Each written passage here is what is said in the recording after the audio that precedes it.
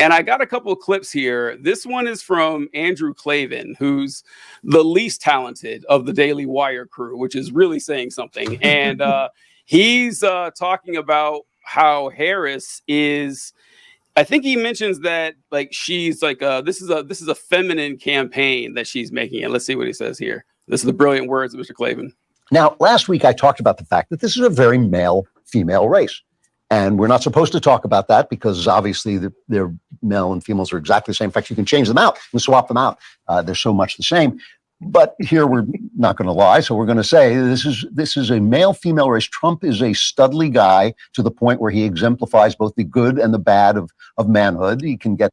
I saw the eye roll there. Trump's the studly guy. I just want to point that out. A little bit over the top sometimes, and sometimes he just has that incredible courage that he displayed when he was shot at, and when he was shot, actually, I should say, and also when he went before the black journalist, which was not quite as bad, but also dangerous. And Kamala has the womanish traits of being a cackling, irrational, and venomous serpent without the womanly traits of grace, generosity, and tenderness. We miss those in her. But those womanish. All right, who wants to go first? Who wants to go first here? And go after this. Like we'll go with Todd. He's go ahead, John. I was just gonna say this is irrelevant to what he said. And Todd, I'm gonna throw to you to comment on what he actually said.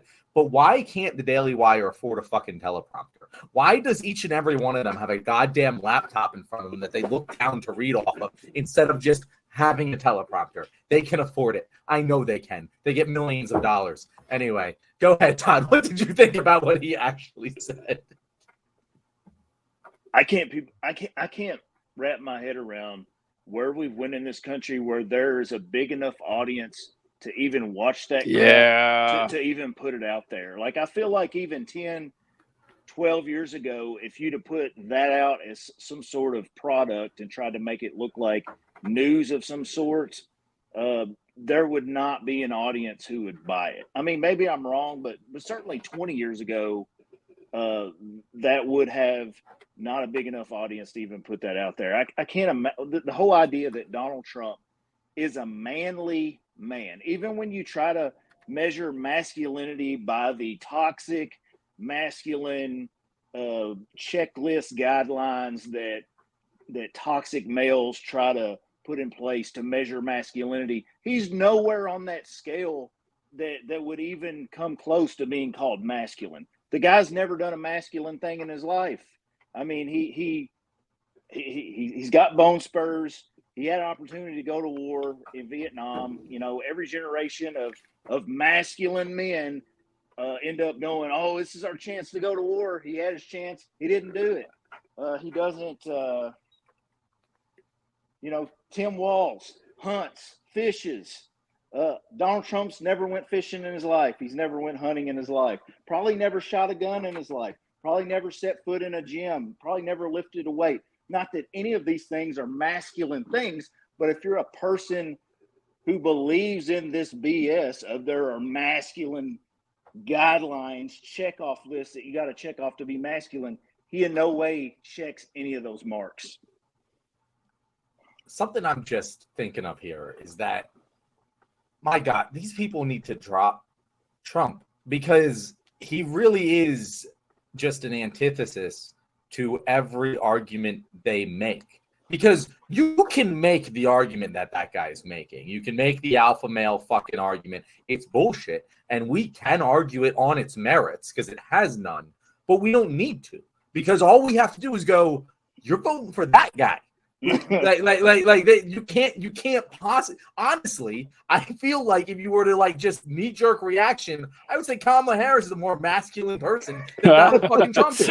And honestly, she seems tougher. She's a fucking DA. She's hard as nails as shit. Like Donald Trump is a pampered fucking rich kid who like none of these like conservative values apply to Donald Trump. The only thing that made them like him is because he didn't speak the politician speak and did all the racist dog whistles. That's it.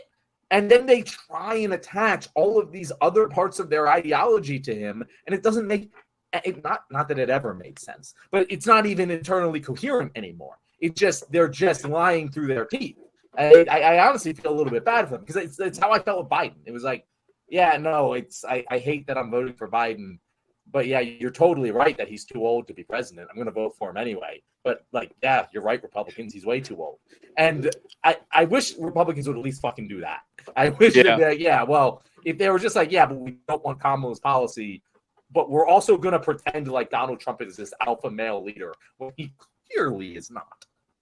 So the thing with Republicans, and I don't know if they're lying when they say Trump is this alpha male, and obviously they're incorrect, but you got to keep in mind they're incredibly fucking stupid. You have to keep that in mind. That is an important variable in this conversation, because Trump, yes, we're correct here. Trump is like one of the least masculine presenting people I can think of. Like Donald Trump is what, 78 years old? Freddie Mercury presents more masculine. Freddie Mercury is shitload more masculine.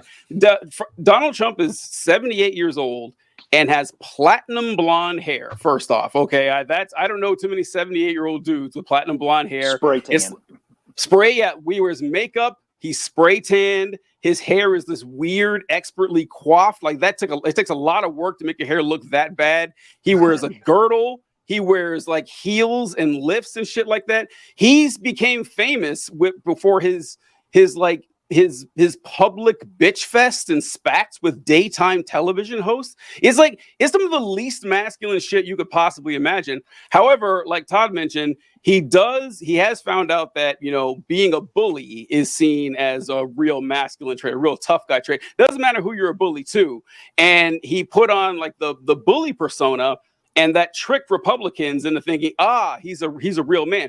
You ever see those videos of like Chinese zoos, and you have the pandas in there, and then you have the zookeepers dressed up like pandas, like they're wearing these ridiculous panda costumes and hanging out with the pandas, and it tricks the pandas into thinking that they're one of them? That's what Trump has done. He has the Republicans who are far less intelligent than your average panda, and he put on like the masculine, the He-Man masculine dude costume, and they bought it. They went right into it. Like, he's never done honest day's work in his life. Yeah. I remember seeing memes of this one meme. I will die remembering this meme where Trump was out on a construction site, and some Republican numbskull posted, "That's my president. He's wearing a baseball cap and work boots." That's like, that's all it takes to convince you, man. That's it. Like, you think Donald Trump is out there actually working with like the rebar and like digging, and then we're working a crane and all that. And that's it. It's it. They're fucking idiots, man. The thing is, like, think of all the things that are everyday activities that Donald Trump has probably never done in his life. Like, the guy doesn't even drive. I bet he doesn't even have a driver's license. He's had a driver since I gotta pause. 1970s. I gotta pause you real quick. I have seen him drive, and it was Really? the weird. Yes, it was a Facebook video I saw years ago, and Donald Trump is in the driver's seat, and Melania's in the passenger seat, and Barron's in the back seat as a little kid. And it was the most bizarre thing I'd ever seen, like watching Donald Trump, because I would have bet the same thing, that he probably doesn't even have a license, but I assume he had a license, but he was driving that car, and it looked really weird. So, but yeah, most of the shit, he's never done your average shit. Like, when they made fun of Joe Biden for riding a bike, you think Donald Trump could ride a bike? You think Donald Trump could ride a bike? No fucking way. All right. Go ahead. No, I mean, the guy's never done anything that normal people do. He's never been to the grocery store. I guess he's been to McDonald's. That's true. That's true. But just your average, run of the mill stuff that people claim, he's one of us. He does nothing that normal people do. Which, by the way, I am a person who would be in the tax bracket to eat McDonald's, and I think it's disgusting fucking garbage. So, oh my god, I'm in the minority opinion here. We'll revisit this later. What I'm saying is, if I had Donald Trump money, I wouldn't eat a fucking ounce of McDonald's in my entire life, because why would I? And honestly, it's the happiest I've ever seen him when he's eating McDonald's. Look, listen. McDonald's is chemically engineered to be delicious and addictive, like purposefully. Like it is chemically engineered to taste as good to human beings as it possibly can. So look, you may not like it's not TJ. TJ, it is. was. It no, would taste really. a hell of a lot better. No, it is. I mean, that's why I think you're thinking of Chick-fil-A. No, I'm not engineered joking. to be delicious.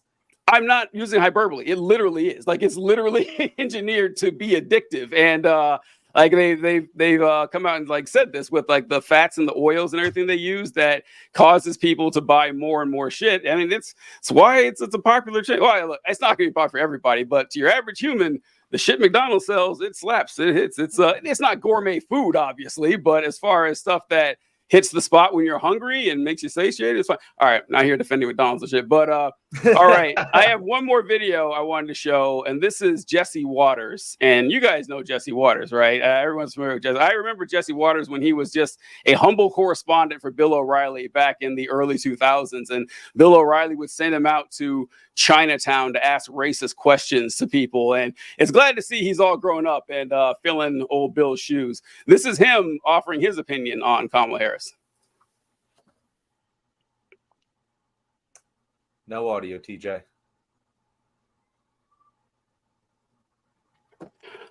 Still no audio? No audio on this one. I don't know why some of them have audio and some of them don't. Oh my God. What the? Oh, all right. I don't know. Well, anyway, in the video, he mentions that Kamala Harris is an average woman and that she has this affectation that she likes to sit around and actually I can read it here. So it says, Jesse Waters says she's just an average woman, Kennedy. She's just an average kind of mediocre person who avoids fixing things because she doesn't want any attention that's negative. She doesn't try that hard. And when she does try, she gets in trouble for not trying. And when she yells at everybody else, she likes wine, she likes food, she likes to dance. She's just your typical girl's girl that talks behind everyone's back and then says nice things to your face. She's not the level of what you should think as a president. I hope the Republicans keep this shit up. I hope they keep this shit up. This is just music to my ears that they're attacking Kamala Harris for laughing too much, for eating a bag of Doritos. Eating Doritos, smiling. It's just like being a venomous. What is like a venomous? She probably wants to get a beer with you, TJ. How dare she? Oh yeah, like she's an annoying wine drinking woman. And look, so Todd brought up a good point here with you said that you can't believe there's an audience for this kind of thing. And because you're right, it has gotten way worse over the years because there's a lot of money to be made to be as disgusting as possible, which is why you have your Candace Owens and your Nick Fuentes's and your Andrew Tates. And the right wing is reaching this weird crux point where the influencers are motivated to be as awful, to vice signal, to be as terrible as they can to make more money. But at a certain point, you start shutting off the population. They hit that point like 3.5 years ago. And now you're going to see shit like this. Like Jesse Waters is a professional villain. He loves it. You can see he knows it's offensive and he loves getting away with it. But yeah, I hope they keep the shit up. It's funny because, comparing it to what the Democrats are doing, it is almost as if the Democrats are doing everything they possibly can to avoid mentioning that Kamala Harris will be the first female president of the United States. Yeah. They saw what that did to Hillary in 2016, and they were like, fuck no, we are going to do the exact opposite of that. And here we have Republicans just falling into that fucking snake pit where they can't help but keep just mentioning that she's a woman. And that the Democrats don't have to do it. The Republicans are making it very fucking clear. And they're the ones who look fucking weird about it. Because just as weird as it was when Hillary did it, it's even weirder with these because the things that they're pointing out, like she talks behind people's back like a woman, like what example do you even have of this? It's just pure woman hate. You're just saying things you hate about women, and therefore Kamala must be that because she is a woman. If you were to ask Jesse Waters to give one fucking example of Kamala talking behind people's backs, he wouldn't be able to give it to you. It's just because she's a woman. And I'm not even upset about it. You're right. I want them to keep doing this. Perfect. Because just keep going, Jesse. Keep going, Fox. It's doing you wonders. If you don't think it's weird, you know what? Stand by your guns. Keep going at it. It's all free campaigning for the Democrats. I mean, keep calling her a slut. Keep saying she slept her way to the top. You know, every attack they throw at them right now is just it's confirming they don't have anything on these people. Like the story a week or so ago from Tim Walz's financial disclosures where they're like, this guy doesn't even own any stock. He doesn't have anything invested in this economy. And it's like, tell me more. Like this sounds perfect. That they are doing so good at destroying themselves. It really is crazy how the Democrats have just stumbled into this, by the way. Like this is an accident of incredible proportions that, hold on, stop the presses here. We got Scott's Hamburgers coming back for round 2. Want a meal that's not chemically engineered to taste as good as humans? It's as good to humans as it possibly can. Head to Scott's Hamburgers in beautiful Bixby, Oklahoma today. Scott's Hamburgers, thank you very much. We are glad to be proud recipients of your sponsorship, and they listen to the show. Scott's Hamburgers, they're comrades. So obviously, Scott, if you're Scott, I don't know if this is Scott, TJ, but we've been talking about how we need like ad breaks to just make it sound more coherent. And we should just cut ads for Scott's Hamburgers. For Scott's Hamburgers. Oh, I don't care if you God. give us another dime. You're already our biggest sponsor. Oh, my God. Yeah, I like this. I'm going to start working on commercials for Scott's Hamburgers. Scott, send us an email, theleftwing@gmail.com. And we'll be in touch. We'll get right on talk to your people. Yeah. But yeah, the Democrats have just stumbled into this. And we talked about this before, how I remember when Barack Obama ran for president in 2007, 2008, I watched very closely for this exact same thing. I wanted to see if he would make a big deal about the fact that he'd be the first black president. To my knowledge, he never mentioned it. I never once saw him talk about how this is going to be an auspicious moment for the American people if you nominate me or if you elect me as your first black president, and this will show that we can move forward. He never talked about it, which was smart. And of course, the Republicans back then fell into the trap, which makes it so unforgivable that Clinton didn't see this coming, because she talked about it all the time. She did. She would always talk about, I remember a response she would make, because when she was running against Trump, they would say Trump was running as an outsider. And her response, I heard it 4 or 5 times, when she said, I can't imagine anything being more of an outsider than being the first woman president of the United States. And it's like, you don't do that. She's making the election about her, not about the people. And Harris, the only people mentioning her gender and her race are the Republicans. And it makes them seem really fucking strange and really fucking malicious. And it's working. And it's an attack on her race. It's not just her race, it's an attack on it. Yeah, they don't even mention it as a positive. They even deny it exists. I mean, it's like the message isn't coherent. It's kind of like when Biden was running in 2020 and they were saying that, you know, Joe Biden is this lawless Antifa thug, and he was also too tough on crime with the crime bill. They had 2 competing narratives, and now they have, well, Kamala is just, you know, a black DEI hire, but she's not black, actually. Like they can't keep things in line. So I don't know. This is why I'm just black now, TJ. She wasn't black before. That's why you're confused. Yeah, the timeline, got to get that shit right. But yeah, I love seeing it and watching the RNC and the Republicans in general, and the funeral dirge that was the RNC compared to a literal day by day party. You know, you're watching every hour at the DNC is insane. I've never seen anything like it, but I'm glad it's happening. Before we move off the DNC, TJ, who do you think the special guest is tonight? Oh, I have no idea. I didn't know that. They've announced there's some mystery surprise speaker. No, they always do this with like some celebrity or whatever. Like Hulk Hogan fit this bill for the Republicans, except he wasn't surprised. It's Ric Flair. I really, it's always Ric Flair. I saw that angry White House staffer Twitter account. Mm-hmm. They said, guys, I can't say anything, but watch tonight. So I'm excited. I don't know who it's going to be. Man, listen, things have been going too well. Things have just been, they gotta fuck it up. Yeah, like it's like in Breaking Bad when Walter White was going to the hospital for his cancer surgery, and he said that they were driving and it was nothing but green lights, and how he didn't like it because he wanted to spend more time with his family. I feel like there's been nothing but green lights here. I feel like they're gonna bust out like Liz Cheney or something, and it's like, oh, look at that, we got a Republican here, isn't she great? And she wants to ban abortion like the rest of them, but she hates Trump. I hope it's not something like that, but we'll see. Can I make a call out where I'm going to celebrate it if I'm correct, and I'm going to completely ignore that I said it when I'm obviously wrong. But if they get Tlaib or Omar up there because of all of the stink that has been made about okay, TJ, but here's the thing. It felt so stupid when Kamala originally did that thing with the protesters when she was I'm speaking now, and then the next day she fixed that shit. Yesterday a whole hubbub was made about them saying we're not going to let a Palestinian American up there.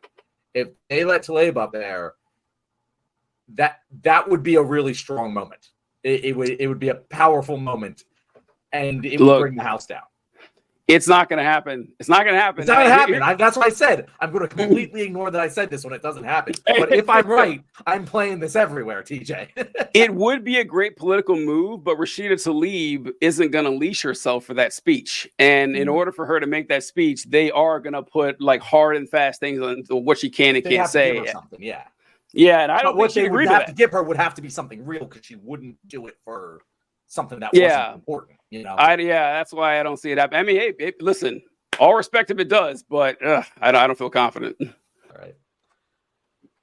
Okay, you officially made it to the end of the episode, sponsored by the one and only Scott's Hamburgers in Bixby, Oklahoma. While you are at Scott's Hamburgers, you should definitely look up our wonderful guest, Superman Todd. Superman Todd, how about you tell our audience where they can find you? Hey, I'm just on TikTok as Superman Todd 2. This is my second account. First one got banned a couple years ago. So come out there and follow me, kind of known as the Southern Liberal. So go follow me, and I appreciate it. We appreciate you, Superman Todd. He's the Southern Liberal. He's the only one, or he's the best one, I guess. Make sure you follow his account. Folks, we appreciate it. I was going to make a joke about Scott's Hamburgers, and John beat me to it. So I got nothing for you now, folks. I know it's kind of my thing, but peace out. We'll catch you next time. As soon as I saw your face